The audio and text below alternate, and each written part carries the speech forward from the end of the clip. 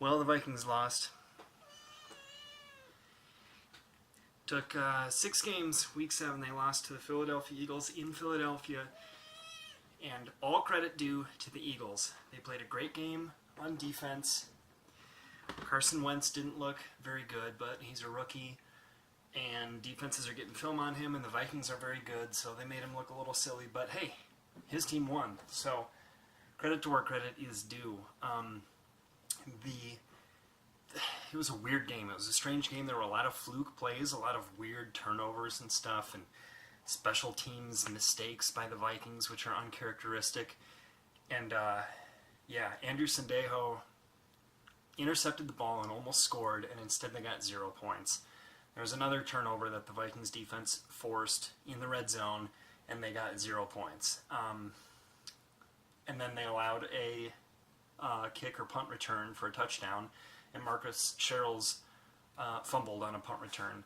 All that kind of stuff on the road is going to kill you. But the one thing the Vikings had control of and that they should have done differently was the play calling when the Vikings had the ball.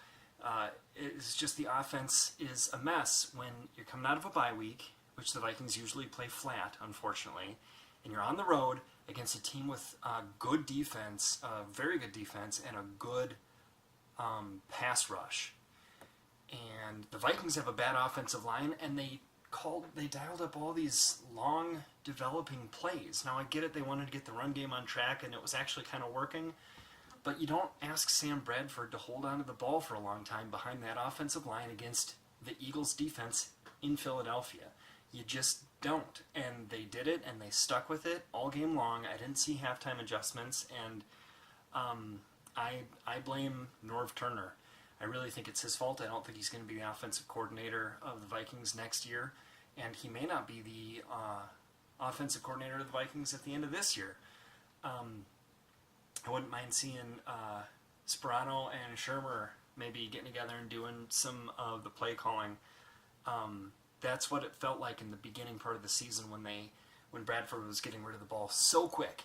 That's what you got to do behind this offensive line. That's what you got to do when the run game is struggling to keep the offense moving, and it's enough when the defense is as good as it is. And they just didn't stick to what was working. So I don't know if the Vikings were trying other things on offense to see if it would work, to try to figure out what's going to work later in the season or in the postseason. But it's like they outthought themselves. They got too clever for their own good. So the Vikings really hurt themselves with their offensive play calling. There were some weird, fluky plays, turnovers, and special teams stuff. The officiating wasn't great, but it didn't feel particularly unfair in either direction, so I'm not going to complain about that. And next up is the Bears. It's a Monday night Halloween game. That could be fun. And the Vikings don't typically play great in Soldier Field, even when they're good and the Bears aren't. So I'm a little nervous. I'm a little nervous about losing 2 in a row. But for now, the Vikings are 5-1. They're winning the division. I think they're the 2 seed in the conference behind the Cowboys based on some weird tiebreaker deal.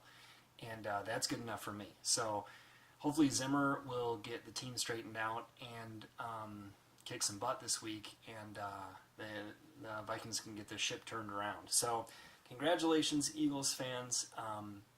You did good. You got one defensive back that is classless, the one that hit Patterson on that touchdown right at the end of the game. It's garbage time. He caught the touchdown anyway. Just let him have it. You really got to hit him in the helmet with your shoulder. That's a chump move, and if I see you crossing the street, I may or may not put my foot over the brake pedal. So until next time, Vikings fans, be classier than that guy, and SKOL Vikings.